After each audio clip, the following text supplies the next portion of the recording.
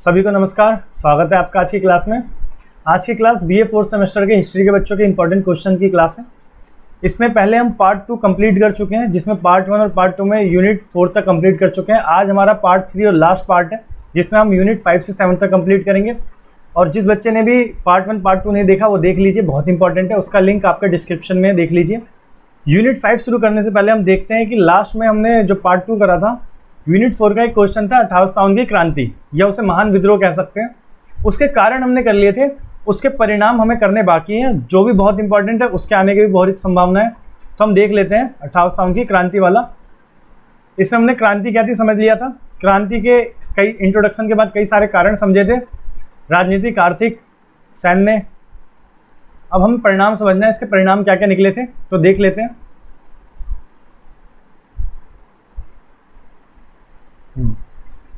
तो इसके विभिन्न परिणाम हम अलग अलग तरीके से बांट सकते हैं। जैसे राजनीतिक परिणाम, तो राजनीतिक परिणाम में आप ये देखो कि कंपनी का शासन खत्म हो गया।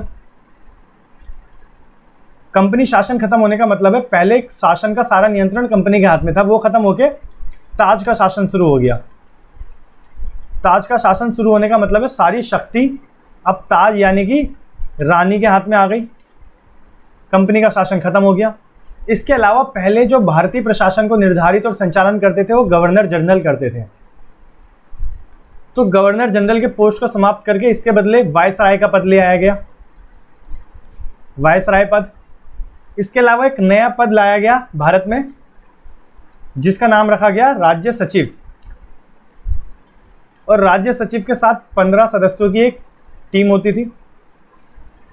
राज्य सचिव बेसिकली ब्रिटेन की कैबिनेट का एक सदस्य होता था और उनका एक प्रतिनिधि होता था जो यहाँ की सारी सूचनाएं ब्रिटेन तक पहुंचाता था।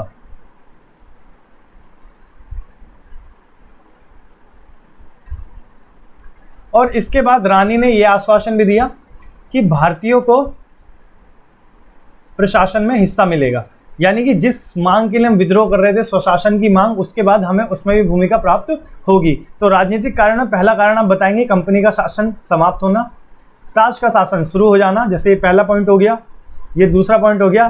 तीसरा गवर्नर जनरल की पोस्ट समाप्त हो गई। और चौथा वायसराय बन गए, यानी नया पोस्ट आ गया वायसराय का। और पांचवा एक नया पद आया राज्य सचिव का पद।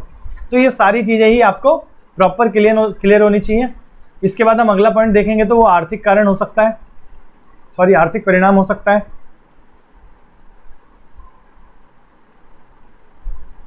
तो आर्थिक परिणाम क्या निकले, तो हमें कई सारी छूट दी गई। छूट किसमें? कर में। जिसका हमारा शोषण हो रहा था उस चीज़ में हमें छूट दी गई, क्योंकि रानी समझ गई थी विद्रोह हो रहा है भाई, लोग गुस्से में है, तो लोगों को छूट देनी पड़ेगी। और ज़्यादा गुस्से में निचला तबका, जिसका बहुत ज़्यादा शोषण हुआ है, जिसने बहुत ज़्यादा टैक्स भरा है, पिछली यूनिट्स में आप देख चुके हैं। तो उनके लिए कई सारी करों में छूट दी गई। उन्हें सब्सिडीज यानी कि बहुत सारे अवसर प्रदान करे गए और साथ में ही सुविधाएं दी गई। सुविधाएं कैसी? सहयोग राशि के रूप में। सहयोग राशि यानी कि आपका सब्सिडीज वगैरह। इसके बाद हम देखेंगे आर्थिक के अलावा प्रशासनिक परिणाम भी देख सकते हैं।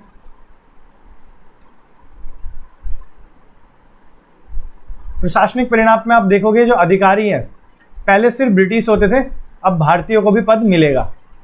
और ये क्रांति से थोड़ा सा पहले ही शुरू हुआ था। मैकाले समिति बनी थी जिसने कहा था कि भारतीयों को भी सिविल सर्विसेज यानी IAS IPS जैसी पोस्टें दी जाएंगी। और रानी ने इसको सही से अमल किया और भारतीयों को भी अधिकारी पद पर नियुक्त करना शुरू किया। और इसके अलावा भ्रष्टाचार पर कड़ा नियंत्रण रखने की कोशिश की, क्योंकि पिछले पॉइंट में आपने पढ़ा था कि क्रांति का एक कारण था प्रशासनिक कारण। उस कारण में ही ये बताया गया था प्रशासनिक अधिकारी बहुत ज़्यादा भ्रष्टाचार कर रहे हैं, तो उस पर कड़ा नियंत्रण रखा गया। तो आपने देखा राजनीतिक परिणाम, आर्थिक परिणाम, प्रशासनिक परिणाम, और लास्ट पॉइंट आप देख लो धार्मिक या सांस्कृतिक परिणाम।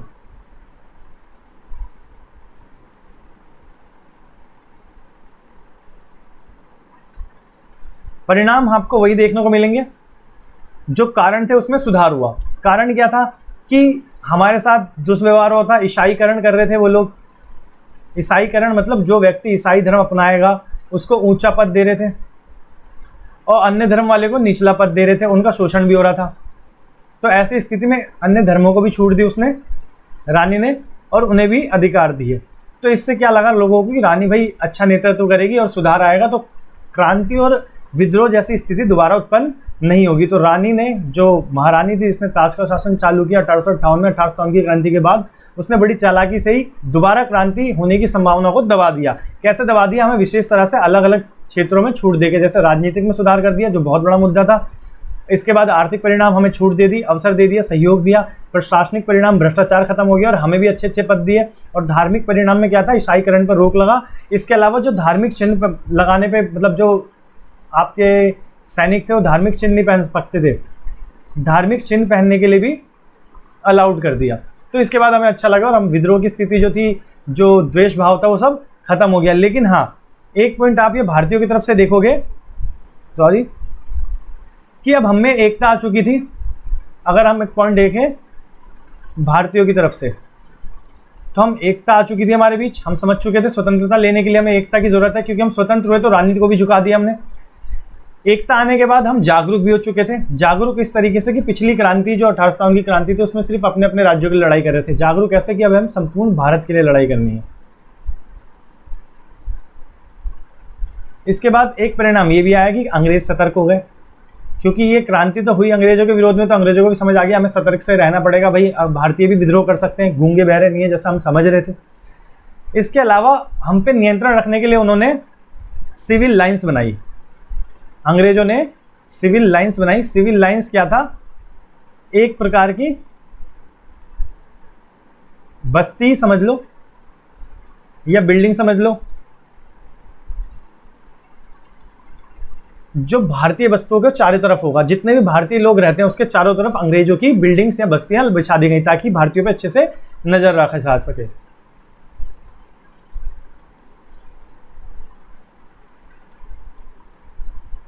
चारों तरफ। तो फाइनली ये परिणाम आपने देख लिए, कारण भी सारे देख लिए। अब इस क्वेश्चन को आप अच्छे से अटेम्प्ट कर सकते हो। अगर ये मेन क्वेश्चन आया कि 1857 की क्रांति के कारण और परिणाम बताए, तो आप इसे बहुत अच्छे से लिख सकते हो। अब हम देखेंगे अपनी यूनिट 5। यूनिट 5 में आप धार्मिक सामाजिक सुधार आंदोलन के बारे में जानोगे, वो भी 19वीं शताब्दी में, यानी आधुनिक युग में जो सुधार हुए। इसमें आप कुछ संगठन और कुछ विचारकों के बारे में जानोगे। सबसे पहले आप देखोगे इसमें ब्रह्म समाज के बारे में। ब्रह्म समाज किसने बनाया, इसके क्या उद्देश्य थे, किस चीज़ के लिए काम किया, इसमें राजा राम मोहन राय का क्या योगदान रहा।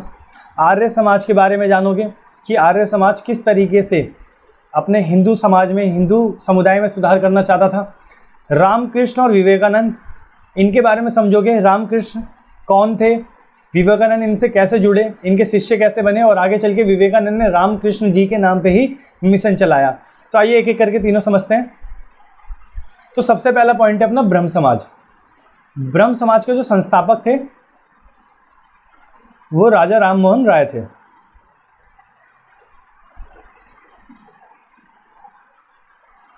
इसकी स्थापना राजा राम मोहन राय द्वारा 1828 में की गई थी, और आगे चल के इसका नाम ब्रह्म सभा भी जान पड़ा, मतलब कई लोग इसे ब्रह्म सभा के नाम से जानने लगे। राजा राम मोहन राय एक बहुत बड़े सामाजिक सुधारक थे,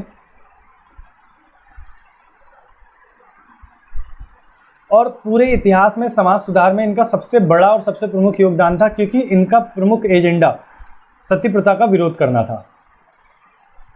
सती प्रथा आपको पता है एक कुप्रथा थी समाज की, जिसमें पति के मरने के बाद उसकी वाइफ को, पत्नी को साथ में ही जिंदा जला दिया जाता था। तो उन्होंने सती प्रथा का विरोध 1818 में ही शुरू कर दिया था, और बहुत सारा विरोध चलता रहा। धीरे धीरे ये विरोध आगे बढ़ता रहा, और आगे चल के इन्होंने अपने एक संगठन बनाया, संस्था बनाया, इसका नाम ब्रह्म समाज, आगे चल के ब्रह्म सभा पड़ा। और इसी क्रम में 1829 में इन्हें सफलता प्राप्त हुई। सफलता ऐसे प्राप्त हुई कि उस समय के गवर्नर जनरल विलियम बेटिंग ने एक कानून बनाया जो सती प्रथा के विरोध में था, यानी सती प्रथा गैर कानूनी बोला गया, जिसमें सती प्रथा पर रोक लगा दी गई। तो इस स्थिति में राजा राम मोहन राय अपने जो इस एजेंडा में थे वो सफल रहे, सती प्रथा पर रोक लगाई गई। लेकिन हम बात करेंगे ब्रह्म समाज की, कि ब्रह्म समाज बना तो उसने सती प्रथा तो समाप्त करवा दिया, लेकिन उसके बाद उसके और क्या क्या एजेंडाज थे।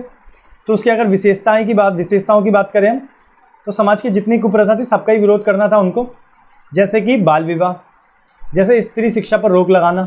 सबसे पहले तो सती प्रथा का विरोध लिखते हैं।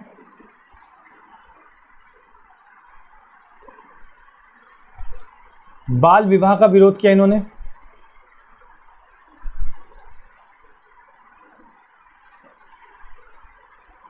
स्त्री शिक्षा को बढ़ावा,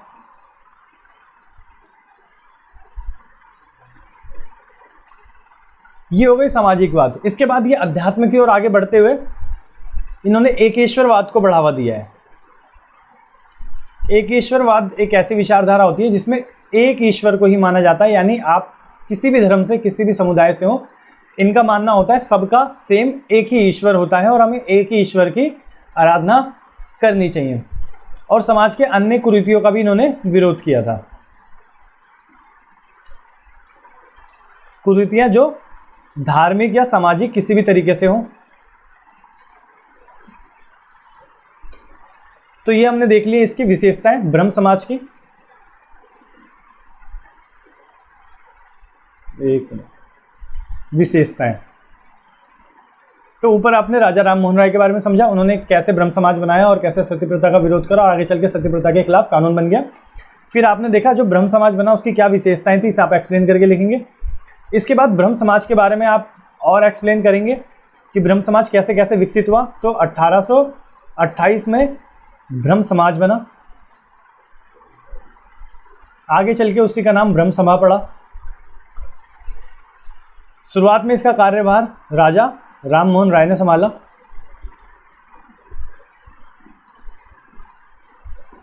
आगे चल के 1842 में इसमें दूसरे व्यक्ति जुड़े, दूसरे विचारक जुड़े, जिनका नाम था महर्षि देवेंद्रनाथ टैगोर, जो रविन्द्रनाथ टैगोर के पिता थे। और फिर जो इसके प्रमुख व्यक्ति बने वो देवेंद्रनाथ टैगोर बने और इन्होंने इसका आगे विस्तार किया और कई सारे सुधार किए। लेकिन समय के साथ साथ इन्होंने एक अन्य व्यक्ति को नियुक्त किया जिनका नाम था केशव चंद्र सेन 1858 में, केशव चंद्र सेन।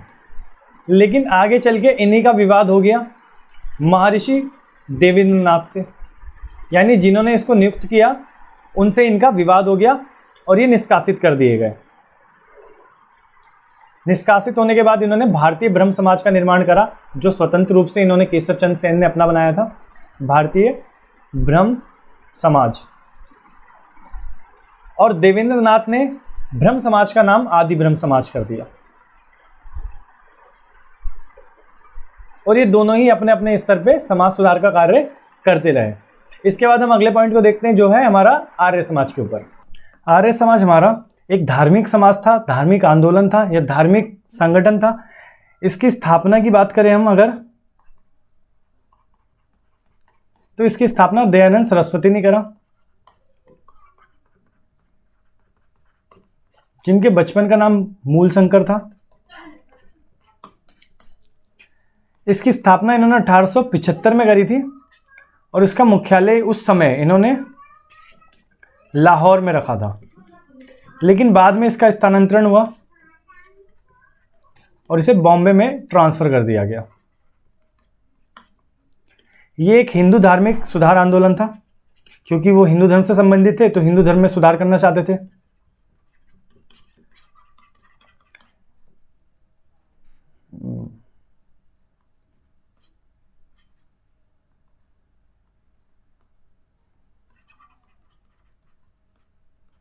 आंदोलन था, इसी वजह से इन्हें मार्टिन लूथर भी कहा गया। मार्टिन लूथर एक प्रसिद्ध विचारक या आंदोलनकारी थे, सुधारक थे यूरोप के, क्योंकि यूरोप में इन्होंने धार्मिक सुधार की स्थिति पैदा करी थी। उसी तरीके से आर्य समाज बनाकर स्वामी दयानंद सरस्वती ने भारत में धार्मिक सुधार की स्थिति उत्पन्न करी थी। और इन्होंने एक नारा भी दिया था, बहुत ही फेमस नारा है, वेदों की ओर लौटो। इनका मानना था समाज में और मानव जीवन में वेदों की बहुत ज़्यादा अहमियत और भूमिका होती है और समाज और मानव जीवन को बहुत अच्छे से संचालित करना है तो वेदों की ओर लौटना पड़ेगा।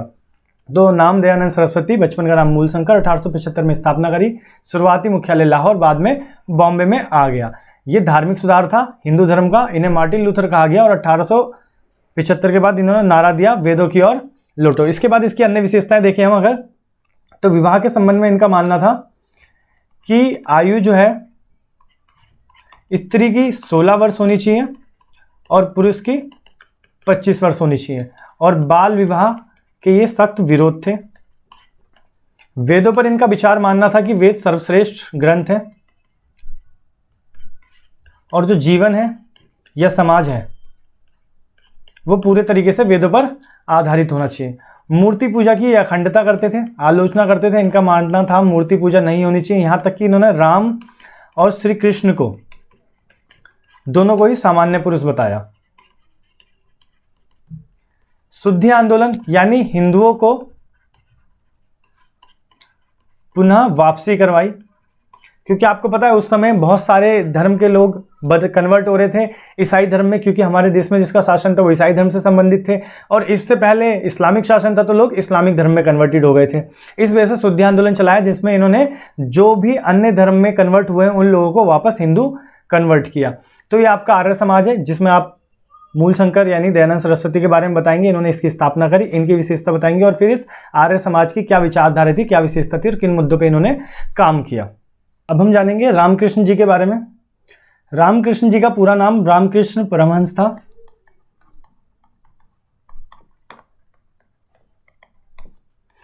इनका जन्म 1836 में तत्कालीन बंगाल के हुगली जिले में हुआ था।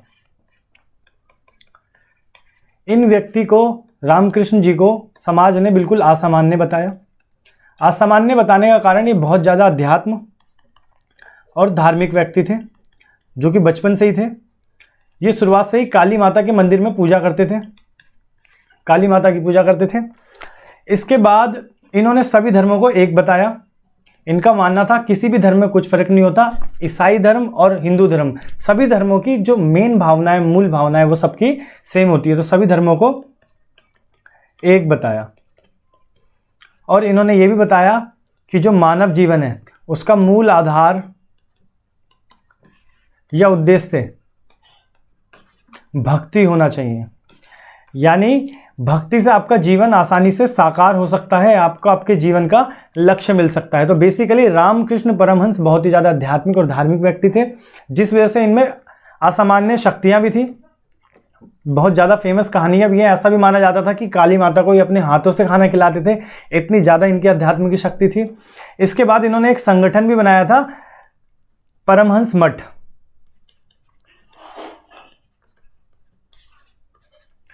और आगे चल के 1886 में, नीचे लिख देते हैं, जगह नहीं है,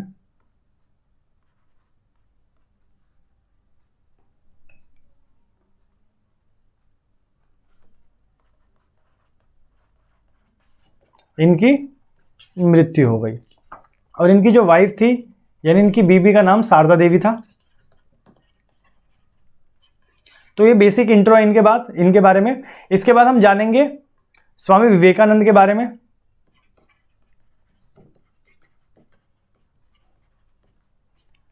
स्वामी विवेकानंद इनके ही शिष्य थे, रामकृष्ण के, और ये बहुत छोटी उम्र में रामकृष्ण जी से मिले थे और बचपन का नाम इनका नरेंद्र दत्त था। तो यानी जब ये नरेंद्र दत्त थे तब शिष्य बने थे रामकृष्ण जी के, और बाद में ये स्वामी विवेकानंद हो गए। इनके कुछ अलग उद्देश्य थे, जैसे छुआछूत का विरोध करते थे, जैसे ये मूर्ति पूजा की आलोचना करने की जगह सहयोग करते थे। इनका मानना था मूर्ति पूजा जो है वो एक अच्छा साधन है ईश्वर से संपर्क साधने का, तो ये मूर्ति पूजा को सहयोग कर रहे हैं। इसके अलावा ये अध्यात्म की शक्ति पर ये भी बहुत ज़्यादा जोर देते थे, जैसा कि इनके गुरु रामकृष्ण जी देते थे।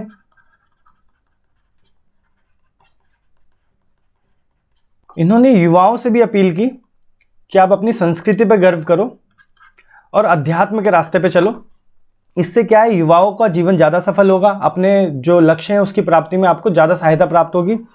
इसके बाद इन्होंने मानव जीवन की सेवा के बारे में बात करी। कहा कि लोगों को मानव के जीवन की सेवा करनी चाहिए बिना किसी भेदभाव के, बिना किसी छुआछूत की भावना के, चाहे वो किसी भी जाति, किसी भी धर्म का हो। और इसके सेवा को उन्होंने शिव जी के पूजा से कंपेयर किया है कि अगर आप मानव जीवन में मानव की सेवा करते हैं तो शिव जी के पूजा के समान माना गया इसे।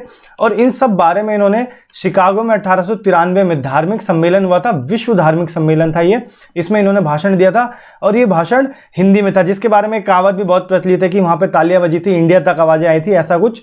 फिर 1897 में इन्होंने रामकृष्ण मिशन, जो कि इनके गुरु थे, उनके नाम पर शुरू किया।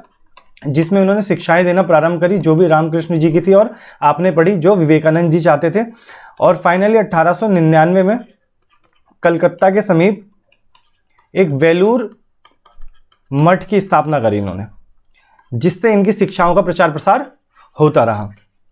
तो फाइनली ये पॉइंट क्लियर हो गई, रामकृष्ण और रामकृष्ण के शिष्य स्वामी विवेकानंद, जिनका नाम बचपन का नरेंद्र दत्त था। इसके बाद हम अगला चैप्टर देखते हैं अपना कांग्रेस के बारे में।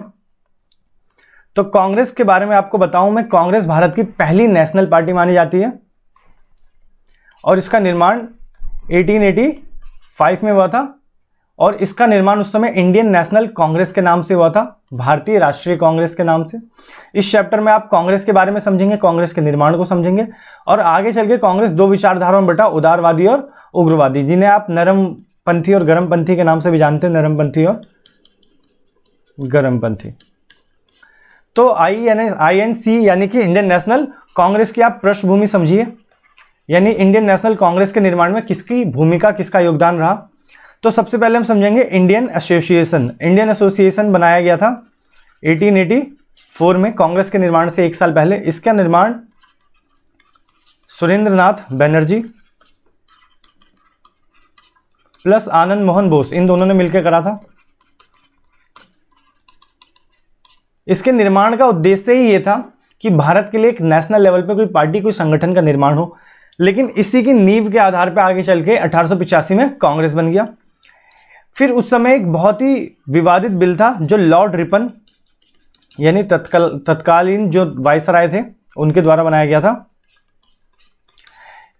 Ilbert bill. इल्बर्ट बिल में क्या था, इन्होंने भारतीयों को न्यायाधीश के पद पर नियुक्त करने की बात की और सिर्फ इतना ही नहीं, ये न्यायाधीश आदेश दे सकता है, न्याय कर सकता है किसी ब्रिटिश के खिलाफ भी।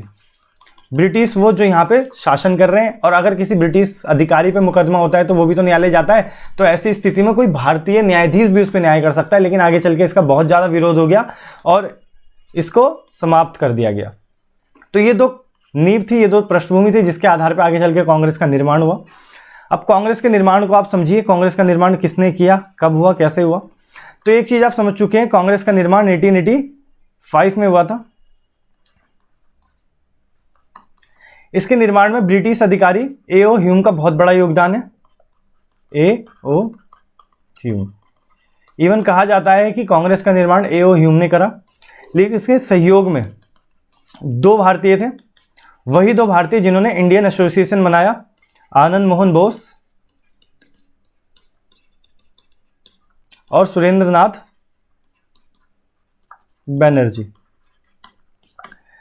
इन दोनों के सहयोग से A.O. ह्यूम ने 1885 में कांग्रेस का निर्माण करा। 1885 में इसकी जो सभा हुई थी वो पुणे में होने जा रही थी, लेकिन पुणे में ना होकर बंबई में हुई, क्योंकि पुणे में उस समय एक बहुत ही बड़ी महामारी हैजा फैल गई थी। तो बंबई में इसकी सभा हुई और 72 प्रतिनिधि इस समय आए थे और जो इसकी अध्यक्षता करी वो भारतीय थे। उनका नाम था व्योमेश चंद्र बनर्जी, V.C. बनर्जी। तो ये कांग्रेस का निर्माण है 1885 में। इंडियन नेशनल कांग्रेस, भारतीय राष्ट्रीय कांग्रेस थी ये। इसमें क्या था, 1885 में ब्रिटिश अधिकारी A.O. ने इसका निर्माण करा। दो भारतीय सहयोग थे इसमें, आनंद मोहन बोस और सुरेंद्रनाथ बनर्जी। इसकी सभा पुणे में होने जा रही थी, लेकिन वो हैजा के कारण कन्वर्ट हो गई कहाँ, बंबई में। 72 प्रतिनिधि आए थे और अध्यक्षता करी व्योमेश चंद्र बनर्जी ने, जो कि भारतीय थे। इसके बाद इसके बारे में दो विचारधाराएं निकल के आई जो विपिन चंद्र द्वारा कहा गया। इन्होंने बताया कि कांग्रेस को एक सेफ्टी वॉल्व की तरह देखा गया है फॉर ब्रिटिश सरकार। ब्रिटिश सरकार का मानना था ये हमारे लिए सेफ्टी वॉल्व है, यानी सुरक्षा का कार्य कर रही है। सुरक्षा का कार्य कैसे कर रही है कांग्रेस, कि ऐसी स्थिति हो गई थी 1885 तक कि भारत में बहुत सारे विद्रोह और आंदोलन की स्थिति हो गई। और इससे पहले आपको याद होगा 1857 में हमने एक बहुत बड़ा महाविद्रोह करा था। इसके बाद छोटे छोटे विद्रोह चलते रहे। तो ऐसी स्थिति में कांग्रेस को लगने लगा कि हमारी कंडीशन अब खराब हो चुकी है, भारतीय जाग चुके हैं और भारतीय समय समय पे छोटे मोटे स्थानीय जातिगत धार्मिक आंदोलन करते जा रहे हैं। तो हमें कुछ ना कुछ ऐसा करना पड़ेगा जिससे भारतीयों को लगे कि ब्रिटिश सरकार स्वशासन के लिए सोच रही है। तो इस स्थिति में उन्हें 1885 में कांग्रेस का निर्माण किया, जो सुरक्षा और सेफ्टी वॉल का काम कर रही थी ब्रिटिश सरकार के लिए। ब्रिटिश सरकार के लिए किस चीज से सुरक्षा? भारतीयों की क्रांति से। फिर एक और विचारधारा आई कि ह्यूम को लाइटिंग कंडक्टर कहा गया, लेकिन ये कहेंगे हम फॉर इंडियंस। लाइटिंग कंडक्टर मतलब आप समझ गए, एक कंडक्टर होता है किसी भी लाइट में, ट्यूबलाइट में, जो उसको लाइट प्रोवाइड कराता है। तो ह्यूम ने भले ही किसी भी उद्देश्य से बनाया, लेकिन जब इसने कांग्रेस का निर्माण करा तो ये एक लाइट का काम करी, किसके लिए? भारतीयों के लिए। तो इसे लाइटिंग कंडक्टर भी कहा गया। तो ये आप विचारधारा समझ चुके हैं, सेफ्टी वाल्व की विचारधारा जो ब्रिटिश सरकार के लिए रही और लाइटिंग कंडक्टर की विचारधारा जो भारतीयों के लिए रही। इसके बाद आगे चल के कांग्रेस दो भागों में बट गया। ये कांग्रेस का विभाजन विचारधाराओं के आधार पर हुआ। ये 1907 में पूरे तरीके से सूरत समझौता, सूरत जो अधिवेशन हुआ था उसमें विभाजन हो गया इनका।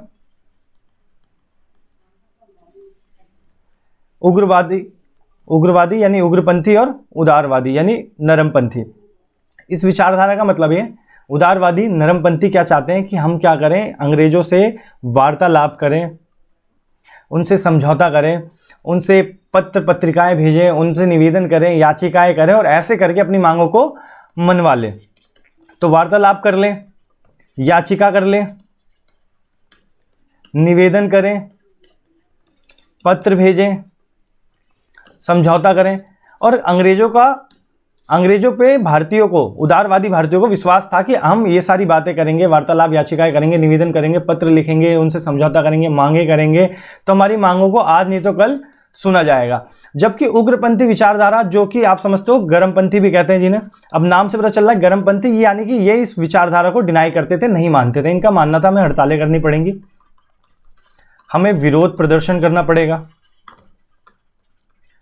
हमें धरने देने पड़ेंगे, हमें बंद करना पड़ेगा, कुल मिला के हमें प्रभावित करना पड़ेगा अंग्रेजी सरकार को। और जब प्रभावित करेंगे, जब उन पे इम्पैक्ट पड़ेगा, जब उनको नकारात्मक प्रभाव दिखेगा, तब जाके वो जगेंगे और तब वो सोचेंगे भारतीयों के पक्ष में। अब उदारवादी नेता जैसे लाल बाल पाल, अब बहुत फेमस है, आपको पता होगा, लाला लाजपत राय, बाल गंगाधर तिलक, विपिन चंद्र पाल। और उदारवादी नेता की बात करें हम तो जैसे कि दादा भाई नौरोजी, मदन मोहन मालवीय, इसके अलावा CR दत्त। तो ऐसे बहुत सारे नेता थे जो उदारवादी पे भी चल रहे थे और उग्रवादी पे भी, उग्रपंथी विचारधारा पर भी। और 1907 में जाके सूरत में इन दोनों का ही विचारधाराओं के आधार पर विभाजन हो गया और कांग्रेस बट गई। आगे चल के हालांकि 1916 में लखनऊ समझौते के तहत ये जुड़ भी गई थी, लेकिन ऐसे करके विचारधाराओं के आधार पर भी इसका विभाजन हो गया। तो ये आपका कांग्रेस वाला चैप्टर भी हो गया। कांग्रेस का निर्माण, उसकी नींव समझ लिया आपने, फिर कैसे निर्माण हुआ इसका समझ लिया आपने, कहाँ हुआ, इसके संबंध में दो विचारधाराएं, सेफ्टी वॉल्व और लाइटिंग कंडक्टर क्यों कहा गया, किसके लिए कहा गया, क्लियर है। और फिर आगे चल के दो भागों में बढ़ गया, उदारवादी और उग्रवादी या उग्रपंथी, दोनों की विचारधारा क्या थी और दोनों के नेताओं का नाम समझ लिया। इसके बाद आपका लास्ट टॉपिक रह गया है सांप्रदायिकता की राजनीति। तो पहले आप समझिए सांप्रदायिकता होती क्या है। सांप्रदायिकता का बेसिक मतलब होता है धार्मिक आधार पर विवाद। और हमारे देश में ये बहुत फेमस है, हिंदू और मुस्लिम धर्म के बीच विवाद होता रहता है और सांप्रदायिकता होती रहती है। तो ये आज से शुरू नहीं, 1920 के दशक के बारे में दिया गया है, लेकिन ये 1920 के दशक में भी शुरू नहीं, 1920 के दशक से पहले भी जब भारत में अंग्रेज आए, तो आपने एक कहावत तो सुनी होगी, भारत में अंग्रेजों ने शासन करने के लिए फूट डालो और शासन करो की नीति अपनाई। यानी फूट किसके बीच डाल रही है? हिंदू और मुस्लिम धर्म के बीच। तो इन्होंने कई सारे ऐसे हथकंडे अपनाए, कई सारी ऐसी पॉलिसीज लाई जिससे मुसलमानों को लगा कि हमारे पक्ष में, हिंदुओं को लगा कि हमारे पक्ष में। तो ऐसा करके दोनों डिवाइड हो गए और उनका ये पॉलिसी लागू हुई डिवाइड एंड रूल की। तो हम देखते हैं कि क्या क्या उन्होंने सांप्रदायिकता के लिए पृष्ठभूमि तैयार की। तो सबसे पहले हम ये पॉइंट समझेंगे कि 1920 के दशक में जो सांप्रदायिकता हुई उसके लिए पृष्ठभूमि क्या थी। पृष्ठभूमि का मतलब होता है किस बेस पे 1920 में सांप्रदायिकता की स्थिति शुरू हो गई। क्या उससे पहले ऐसा कुछ नहीं हुआ होगा? तो उससे पहले ही इसकी राजनीति शुरू हो गई थी। तो सबसे पहले अखिल भारतीय मुस्लिम लीग जो 1906 में बना था, उस समय हमारे वायसराय, आप देखोगे नीचे मार ले, मिंटो 1909 में सुधार हुआ, तो मिंटो ही इसके वायसराय थे। तो मिंटो द्वारा इसकी मांग हुई थी, मिंटो द्वारा मांग नहीं हुई थी, मुसलमान जो नेता थे उन्होंने मिंटो से मांग करी थी और मिंटो ने इसकी मांग को स्वीकार कर दिया था। अखिल भारतीय जो संपूर्ण भारत के स्तर पे होती है, यानी मुस्लिम लीग तो पहले भी काम कर रही थी जो मुस्लिम पार्टियों के लिए थी, लेकिन अब मुस्लिम लीग अखिल भारतीय हो गई, यानी संपूर्ण भारत के स्तर पर हो गई, और इससे मुस्लिम विचारधारा का बहुत ज़्यादा विस्तार और विकास करने की कोशिश की गई। लेकिन देखो आप, भारत में अगर सिर्फ मुस्लिम विचारधारा का विस्तार और विकास करने की कोशिश करी जाएगी तो एक तरफ अन्य धर्म के जो लोग हैं और खासकर बहुसंख्यक जो कि हिंदू धर्म के लोग हैं उनके बीच मनमुटाव की स्थिति पैदा होगी, और यही अंग्रेज चाहते थे। और आगे चल के अंग्रेजों ने खुद ऐसी पॉलिसी बनाई जिसे कहा गया मार्ले मिंटो सुधार। मार्ले भारत के सचिव थे। सचिव आपको पता होगा 1857 के बाद नया पद लाया गया था। मिंटो उस समय के वायसराय थे। वायसराय की कहानी भी वहीं से शुरू हुई थी 1857 के बाद, जब गवर्नर जनरल का पोस्ट समाप्त करके वायसराय लाए गए। इन दोनों ने पृथक निर्वाचन मंडल की शुरुआत करी। पृथक निर्वाचन मंडल, इसका मतलब समझे आप, जो धार्मिक आधार पर पृथक होता है, यानी कि अलग धर्म का, मुस्लिम धर्म का अलग चुनाव क्षेत्र होगा जिसमें उसका नेता भी अलग होगा, उसके लिए कार्य भी अलग करेगा, उसके वोटर्स भी अलग होंगे। तो ऐसे करके मन में जो भावना है ना लोगों के मुस्लिम धर्म के संबंध में, वो बिल्कुल अलग हो जाएगी। तो मुस्लिम अपने आप को सेपरेट समझ लेंगे, और अंग्रेज यही चाहते थे कि मुस्लिम हिंदुओं से सेपरेट हो जाए, हिंदू मुस्लिमों से सेपरेट हो जाए, उन्हें शासन करने में आसानी हो। इसके बाद आगे चल के देखोगे लखनऊ समझौता। फाइनली कांग्रेस द्वारा भी इस बात को मान लिया गया, क्योंकि मुस्लिम लीग और कांग्रेस अलग रहेंगे तो देश की आज़ादी नामुमकिन के बराबर थी, क्योंकि मुस्लिम लीग एक बहुत बड़ा जनसंख्या का प्रतिनिधित्व कर रही थी मुस्लिमों का, कांग्रेस हिंदुओं का उस समय में ऐसा माना जाता था। तो लखनऊ समझौते के तहत क्या हुआ 1916 में कि मुस्लिम लीग और कांग्रेस इनके बीच हुआ समझौता, और इस समझौते में फाइनली हुआ क्या, इस मांग को मान लिया गया कि मुस्लिमों के लिए पृथक निर्वाचन मंडल होगा। और आप समझो मजबूरी में आके हमने भी इस बात को मान लिया, और जब मान लेंगे तो क्या होगा, विभाजन की स्थिति तो होगी ही आगे चल के, क्योंकि मन में भावना तो हो ही जाएगी पृथक की। तो इसने भी सांप्रदायिकता में बड़ा भूमिका निभाई। फिर 1919 में मॉन्टेग्यू चैम्सफोर्ड सुधार, ये भी कुछ ऐसा है। मॉन्टेग्यू उस समय के सचिव थे, राज्य सचिव। चैम्सफोर्ड उस समय के वायसराय थे। ये 1919 का अधिनियम के नाम से भी जाना जाता है। इस अधिनियम में भी पृथक निर्वाचन मंडल के आधार पर मताधिकार की स्थिति, यानी मताधिकार का प्रावधान लाया गया। मताधिकार मतलब आप समझते हो वोट देने का अधिकार। वो भी क्या बोला गया, अलग अलग धर्म के चुनाव क्षेत्रों में अलग अलग धर्म का जब चुनाव होगा तो उसमें उसी धर्म के लोगों को मत अधिकार दिए गए। तो इससे भावनात्मक मनमुटाव और ज़्यादा हुआ, और इसी बिहाफ पे आगे चल के 1920 का दशक, जो कि आपके चैप्टर में बताया गया, उस समय राजनीति जो सांप्रदायिकता की ओर चले गई। तो 1921 में जैसे ही देश में असहयोग आंदोलन खत्म हुआ, मोपला विद्रोह हुआ। मोपला विद्रोह दक्षिण भारत में हुआ था, जो केरल में मोपला तट है उसके पास हुआ था, और ये बेसिकली मुस्लिम धर्म से संबंधित है। ये धर्म सुधार आंदोलन भी था, और ये राजनीतिक स्थिति में अपनी सशक्तिकरण के क्रम में भी था। राजनीतिक सशक्तिकरण चाहते थे मुस्लिम, कहां पे, भारतीय राजनीति में, क्योंकि उस समय राजनीति बहुत ज्यादा उफान पे थी। इसके बाद 1923 में आप देखोगे हिंदू महासभा का निर्माण हुआ। अब इतने मुस्लिम धर्म के संगठन बन रहे, संस्थाएं बन रही है, तो हिंदू महासभा वैसे ही 15 में ही बन चुकी थी। लेकिन 1923 में आप देखोगे जब मोपला विद्रोह हुआ, मुस्लिम सशक्तिकरण के क्रम में आगे बढ़े, तो इस स्थिति में हिंदू सशक्तिकरण भी आगे बढ़ा और उसकी राजनीति शुरू हुई। इसके बाद अगला पॉइंट आप देखेंगे साइमन कमीशन। साइमन कमीशन के बारे में आपने सुना ही होगा, इसका एक नारा बहुत फेमस है, Simon go back. Simon commission 1927 में बना था, इसका निर्माण हुआ था। इसमें 7 सदस्य थे, और इसके जो अध्यक्ष थे सर जॉन साइमन थे।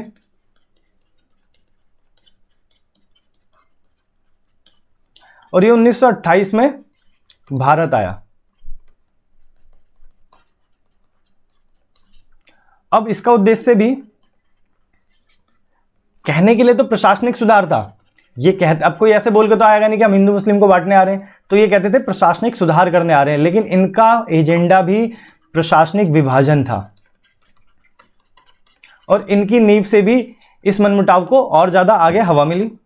आगे चल के 1928 में हमने चुनौती देने के लिए, मोतीलाल नेहरू ने चुनौती दिया इस साइमन कमीशन को कि हम अपना संविधान बना सकते हैं, आपको हमारा संविधान बनाने की ज़रूरत नहीं है। लेकिन नेहरू रिपोर्ट के द्वारा, यानी जो मोतीलाल नेहरू ने बनाया था, इसमें भी पृथक निर्वाचन मंडल यानी सांप्रदायिकता की झलक दिखी, क्योंकि नेहरू जी को भी समझ आया, मोतीलाल नेहरू को समझ आया कि हमें कहीं ना कहीं सांप्रदायिक पृथक निर्वाचन मंडल की भी मांगों को सुनना पड़ेगा, क्योंकि मुस्लिम समुदाय बहुत बड़ा है और उनकी मांगों को नहीं सुना तो विभाजन की स्थिति या मनमुटाव की स्थिति और ज़्यादा आगे बढ़ सकती है। जबकि 1947 में विभाजन हुआ, हो सकता था उसी समय हो जाता, विभाजन होना हो, लेकिन विवाद और दंगे तो बहुत ज़्यादा होते। तो मोतीलाल नेहरू ने भी उसमें पृथक निर्वाचन मंडल की कहीं ना कहीं बात रखी और इसे भारतीय संविधान के रूप में बनाया गया, वो बात अलग है। ये सारी बातें आगे चल के असफल हुई। तो ये बात समझ गए आप 1920 के दशक में राजनीति कैसे शुरू हुई। लास्ट में आप देखेंगे कि भारत में इतनी स्थिति खराब हो गई कि सांप्रदायिक दंगे होने लग गए। सांप्रदायिक दंगे मतलब आप समझते हैं हिंसक विवाद, वो भी किस आधार पे, धर्म के आधार पे। और कौन कौन सा धर्म, वही हिंदू और मुस्लिम, क्योंकि आप देख रहे हो दोनों ही अपने अपने धर्म के पक्ष में कई कई कदम उठा रहे हैं। जब कदम उठाएंगे तो भावनात्मक वृद्धि होगी अपने धर्म के लिए, और ऐसी स्थिति में दूसरे धर्म से विवाद की स्थिति ज़्यादा बढ़ेगी। और इसका एक बहुत बड़ा प्रमाण था 16 अगस्त को 1946 प्रत्यक्ष कार्यवाही दिवस। ये अंतिम मोड़ था सांप्रदायिकता में, इसलिए इस पॉइंट को देख ले रहे हैं हम। प्रत्यक्ष कार्यवाही दिवस में बहुत बड़े हिंसक आंदोलन हुए, हिंसक दंगे हुए हिंदू और मुस्लिम के बीच में। और इसके बाद प्रशासनिक अधिकारी और प्रशासनिक नेता सबको समझ आ गया कि देश को बांटना ही पड़ेगा, और आगे चल के देश में हो गया 15 अगस्त 1947 को विभाजन। आज़ादी तो सबको पता है, लेकिन इसी समय हमारा देश का विभाजन भी हो गया। और ऐसे करते करते सांप्रदायिकता की राजनीति ने देश को भी बांट दिया। तो फाइनली आपके सारे चैप्टर, सारी यूनिट और सारे क्वेश्चंस कंप्लीट हो गए। इन सब के आप नोट्स बना सकते हैं, और ये जो मैंने पढ़ा है इसकी PDF आपको टेलीग्राम से मिल जाएगी, उसका लिंक भी डिस्क्रिप्शन में आप देख लें। और इससे पुराने 2 पार्ट जो हो रखे हैं वो नहीं देखा तो उसका भी लिंक डिस्क्रिप्शन में आप वो देख लें। बाकी आपका चैप्टर खत्म। ऑल द बेस्ट एग्जाम के लिए, सभी को नमस्कार।